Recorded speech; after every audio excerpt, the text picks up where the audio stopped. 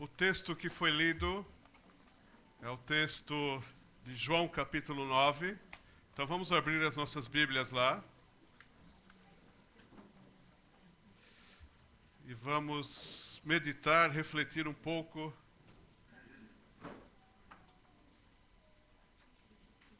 sobre este episódio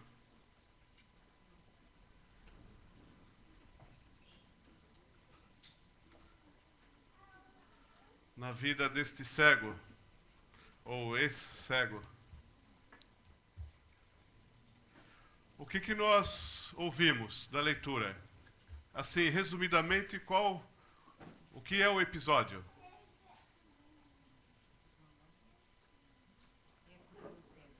Sim, é verdade, é a cura do cego. Mas o que acontece?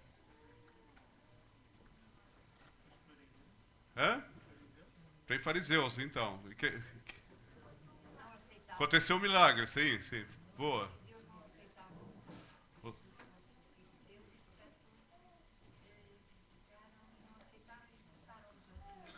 Sim, não aceitaram o facto dele ter sido curado por Jesus, que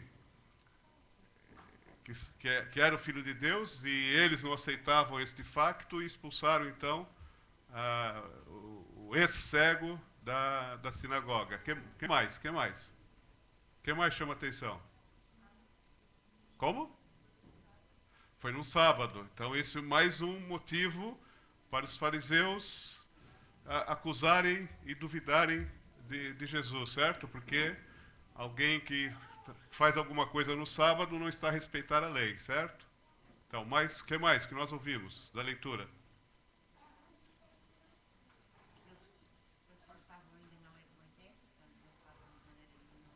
Sim, eles eram discípulos de Moisés e não queriam ser discípulos de Cristo. Quando o ex-cego insinuou isso, olha, vocês estão a fazer tantas perguntas, querem segui-lo também? É isso? Ele falou, não, nós somos seguidores de Moisés.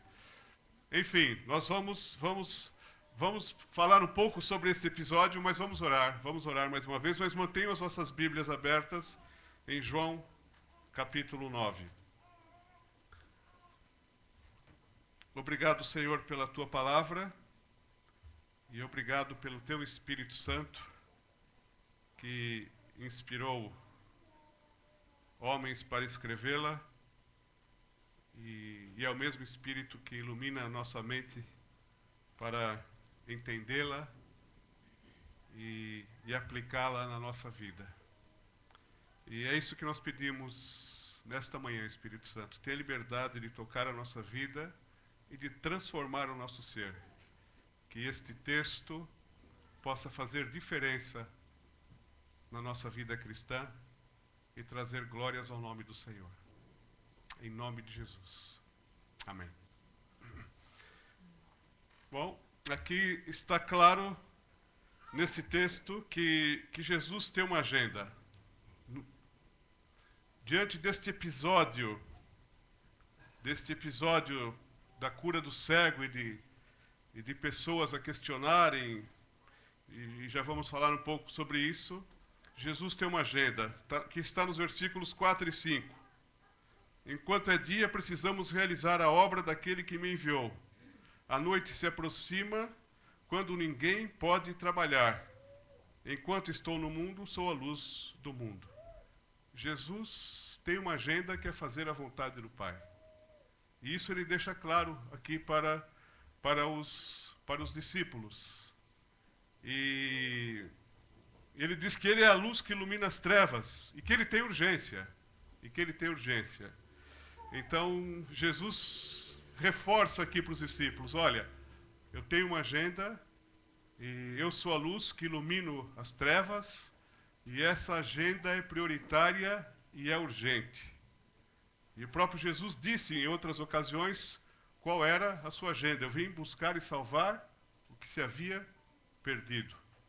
E em outra ocasião, depois da ressurreição, ele disse para os mesmos discípulos, exceto um, olha, assim como eu fui enviado para buscar e salvar o perdido, eu vos envio a vós. Agora continue com a minha agenda. A agenda dele não mudou. A agenda dele não mudou, é a mesma para nós hoje. Então Jesus continua a ter a mesma agenda e ele a realiza através de nós, e essa agenda é urgente. Essa agenda é urgente. Então isso fica muito claro aqui. Também lá no final do capítulo 9, Jesus diz que considera cego quem não vê esta agenda. Parece que está numa escuridão mental. E a luz, que é ele, ilumina as mentes. Mas algumas mentes parecem insistir em continuar na escuridão e tornam-se cegos que não percebem que essa é a agenda de Jesus e que a agenda da igreja é a nossa agenda e que ela é urgente e prioritária. Buscar e salvar o perdido. A luz tem que brilhar nas trevas, porque o mundo está em trevas. Está a se perder rapidamente, as pessoas estão a ir para o inferno e Jesus continua preocupado em alcançar as pessoas e muitas vezes estamos cegos para essa agenda prioritária e urgente de Jesus Cristo. E é interessante como Jesus trabalha com... Ele usa a questão da cegueira física e da cegueira espiritual aqui, nesse texto. Mas as pessoas estavam tão cegas que em nenhum momento houve compaixão por esse cego. Olha o versículo 1. Ao passar, Jesus viu um cego de nascença. E um cego de nascença provavelmente estaria ali a pedir esmolas, e as pessoas já o conheciam, porque sabiam que ele era um cego de nascença, passou toda a sua vida até aquele momento ali, nesta condição, nunca viu nada, teve oportunidade de ver uma árvore, uma pessoa, não conhecia nada, porque ele nasceu cego. Mas em nenhum momento alguém teve compaixão dele, da situação que aquele homem estava. Pessoas cegas às necessidades das pessoas. Também ninguém teve sensibilidade ou discernimento com relação ao trabalho de Deus na vida deste cego. Tanto é que Jesus diz assim no versículo 3, nem ele nem seus pais pecaram, mas isto aconteceu para que a obra de Deus se manifestasse na vida dele. Então, Deus estava a trabalhar na vida daquele cego de alguma maneira, mas ninguém tinha essa sensibilidade, ninguém percebeu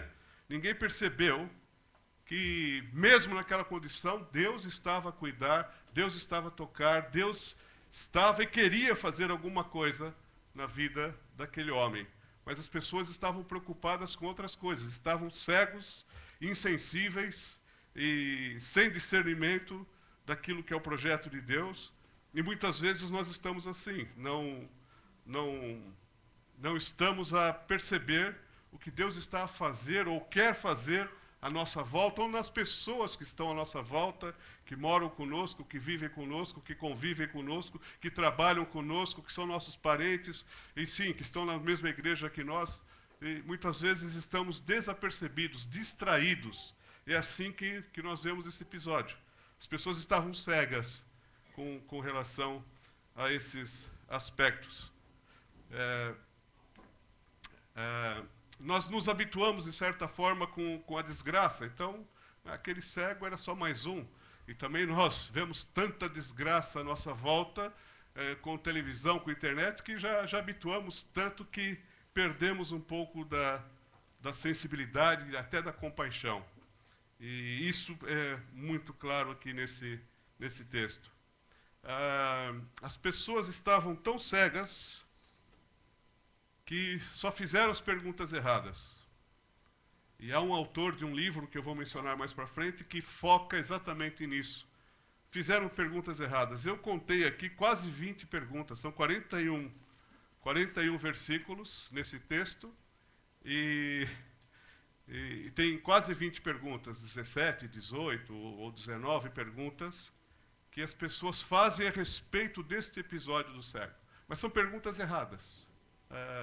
Jesus disse que estava com pressa, certo?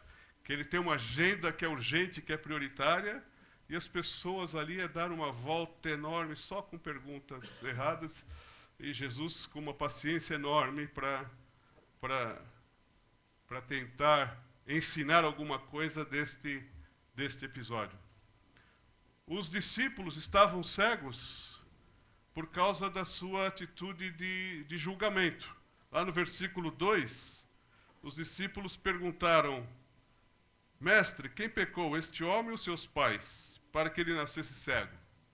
Então eles tinham uma mentalidade que era do meio judaico, de que se alguém sofria alguma coisa é porque havia pecado.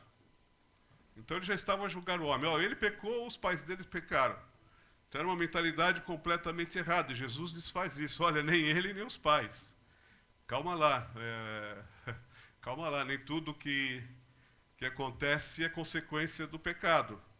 Claro, em última análise, o homem era cego porque o pecado introduziu no mundo as doenças, a morte, etc. Mas não do pecado diretamente cometido pela pessoa. Então, o óculos de julgamento. Às vezes usamos esses mesmos óculos de julgar as pessoas.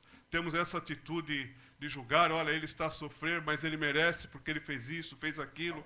E não é assim que funciona com Deus. Deus não trabalha desta forma, causa e efeito, retribuição, não.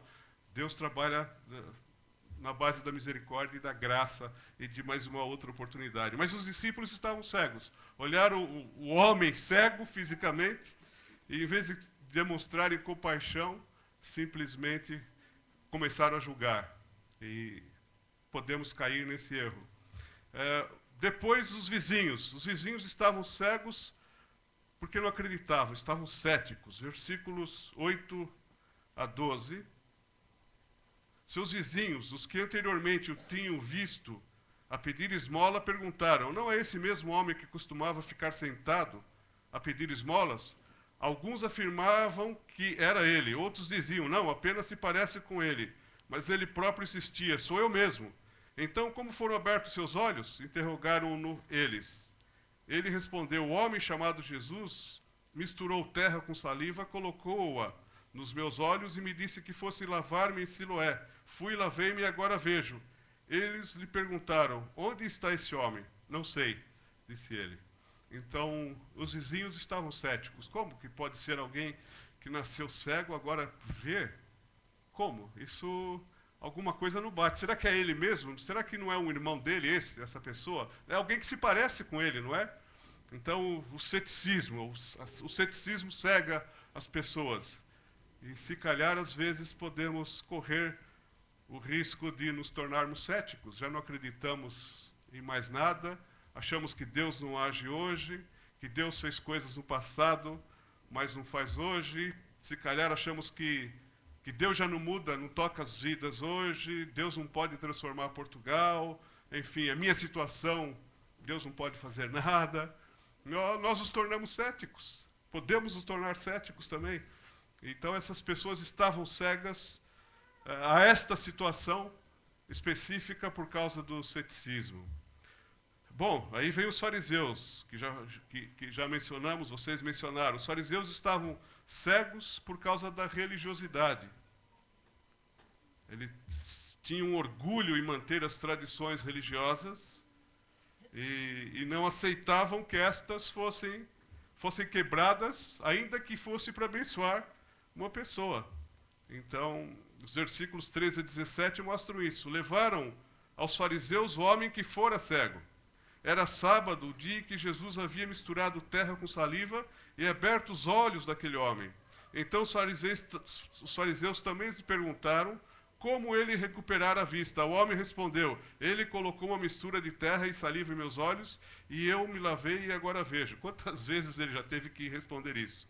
Alguns dos fariseus disseram: esse homem não é de Deus, pois não guarda o sábado.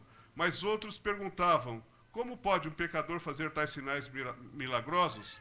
E houve divisão entre eles. Tornaram, pois, a perguntar ao cego: que diz você a respeito dele? Foram seus olhos que ele abriu? O homem respondeu: ele é um profeta. E, enfim, então está aí.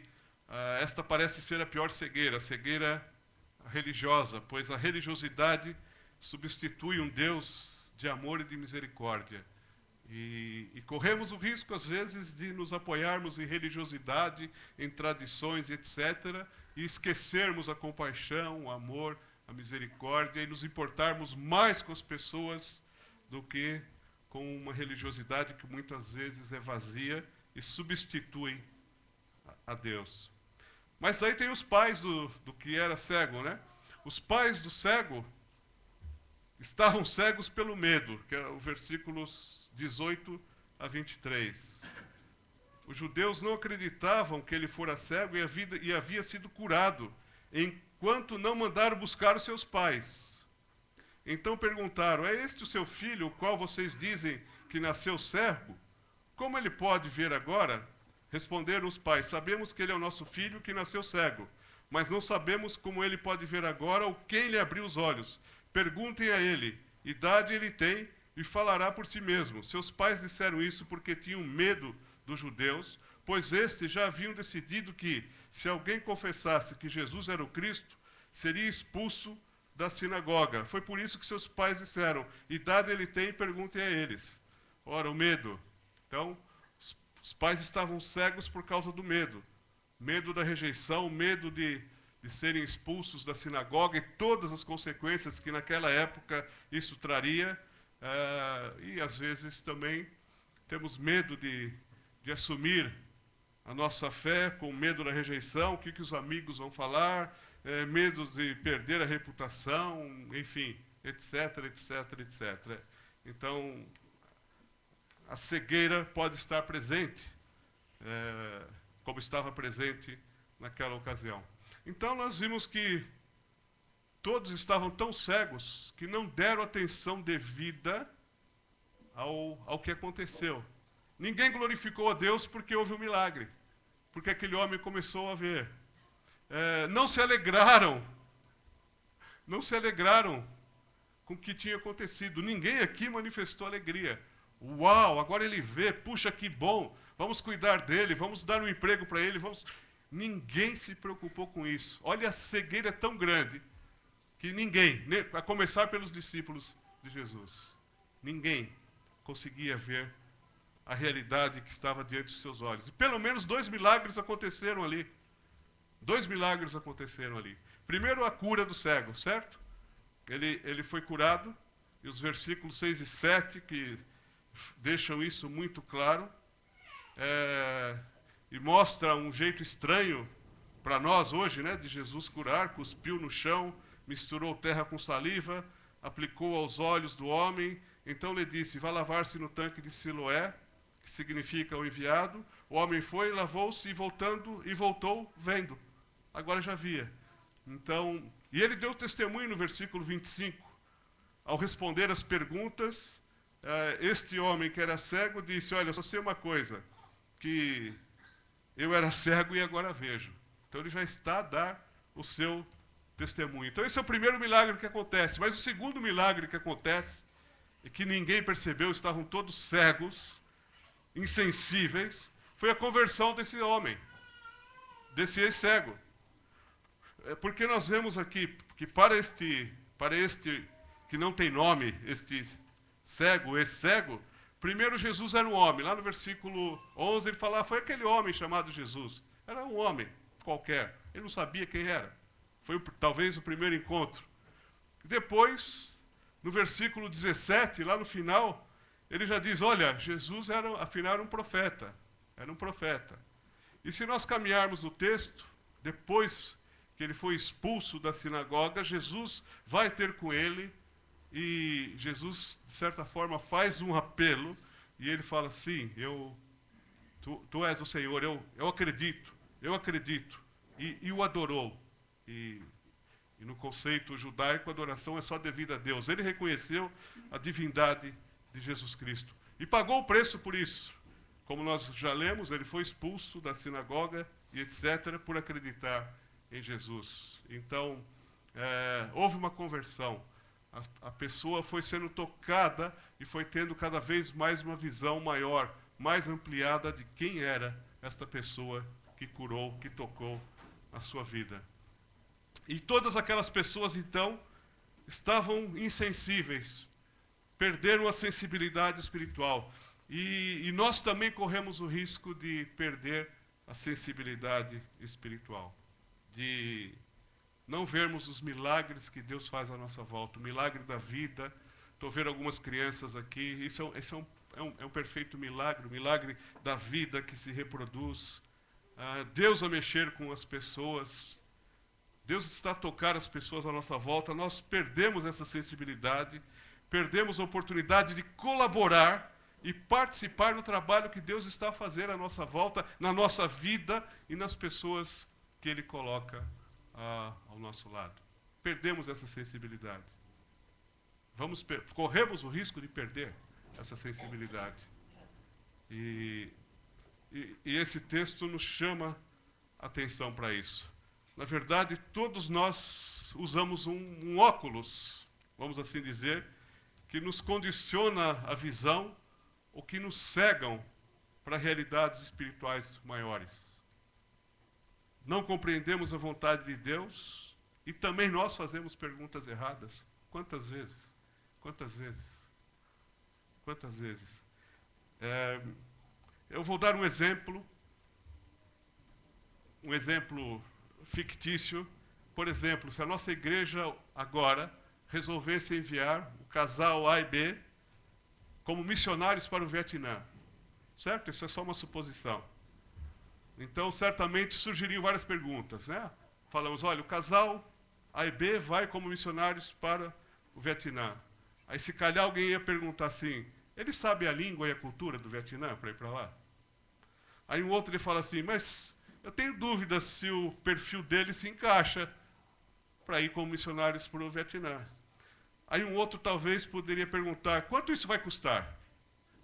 Temos dinheiro para isso? E alguma outra pessoa poderia perguntar, não temos um casal mais jovem para enviar para o Vietnã? Não temos um casal mais jovem? E assim poderíamos fazer várias perguntas, e as perguntas não são más em si mesmo. Há valor nisso, claro, temos uma cabeça para raciocinar, etc. Mas o que faltaria aqui, nesse breve exemplo simples que eu dei, o que faltaria aqui?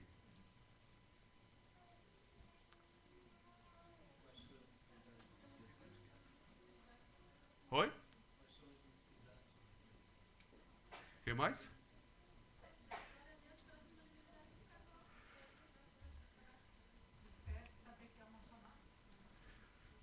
Então, eu acho que as perguntas devem ser feitas, é claro, mas faltou aqui uma sensibilidade com o coração do casal. Respeitar a decisão que eles tomaram, o trabalho que Deus fez na vida deles para eles chegarem ao ponto de se disponibilizarem para ir, certo? Se calhar faltou a pergunta mais importante, que é discernir a vontade de Deus. É essa a vontade de Deus ou não? É essa a vontade de Deus ou não? Fazemos várias perguntas, que são boas, mas podem ser as perguntas erradas. Podem ser as perguntas erradas. E nós, na liderança pastoral alargada, estamos a estudar um livro, Como Discernir a Vontade de Deus Juntos.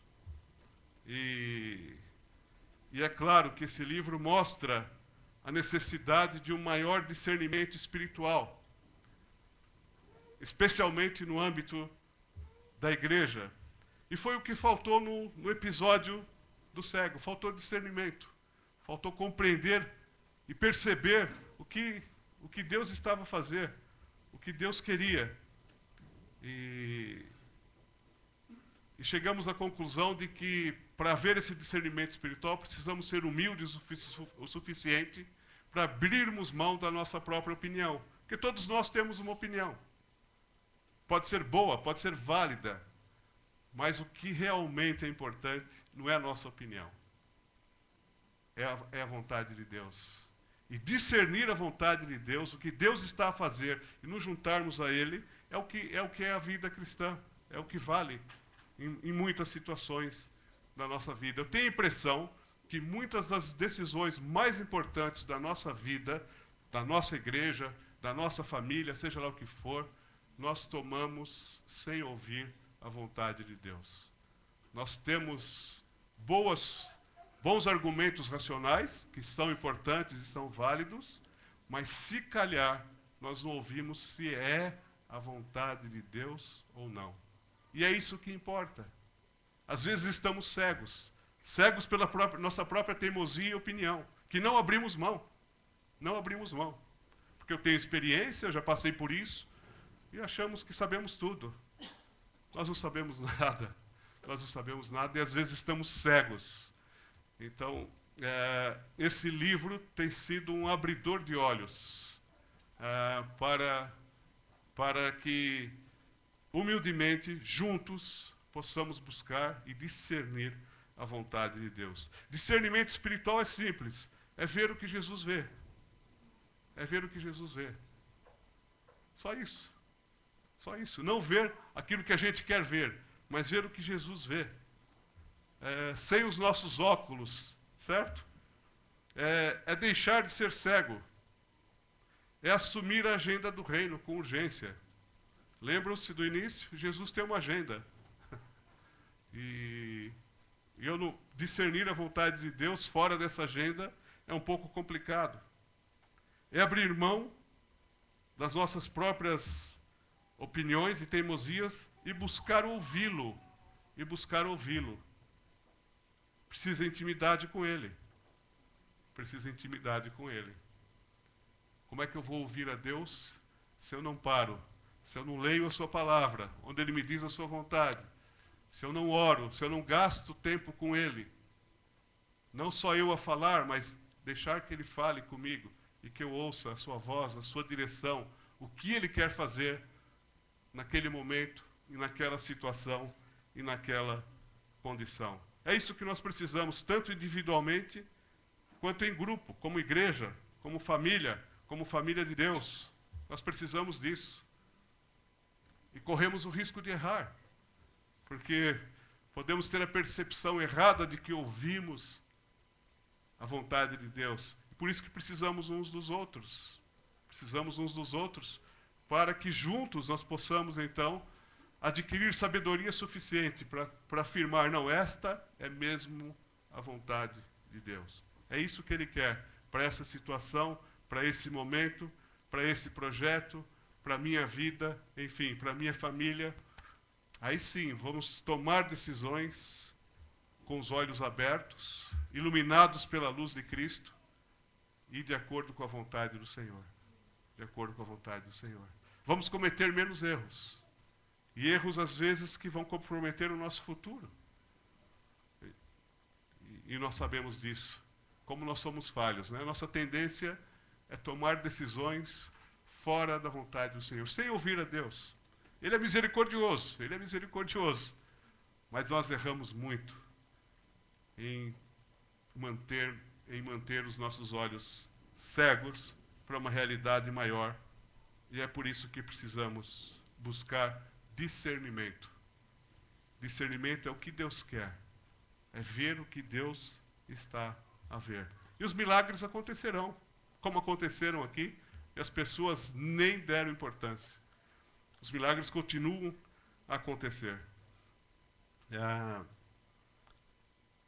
Eu gostaria de ler, para finalizar, 1 Coríntios 2, 14 a 16, que diz assim: quem não tem o Espírito, não aceita as coisas que vêm do Espírito de Deus, pois lhes são loucura, e não é capaz de entendê-las, porque elas são discernidas espiritualmente. Mas quem é espiritual discerne todas as coisas, e ele mesmo por ninguém é discernido. Pois quem conhece a mente do Senhor para que possa instruí-lo? Nós, porém, temos a mente de Cristo. Que o Senhor nos ajude a discernir as coisas espiritualmente, com a mente de Cristo, e buscarmos fazer a sua vontade e cumprir a sua agenda, que, como nós vimos, ela é prioritária e ela é urgente. Vamos aprender a tomar decisões, primeiro buscando ouvir qual é a vontade do Senhor. E vamos ouvir uns aos outros, porque a vontade do Senhor ela é discernida no conjunto e não simplesmente de acordo com a minha vontade. Eu decidi e pronto. Não. Vamos submeter aquilo que queremos à comunidade, porque é aí que Deus trabalha.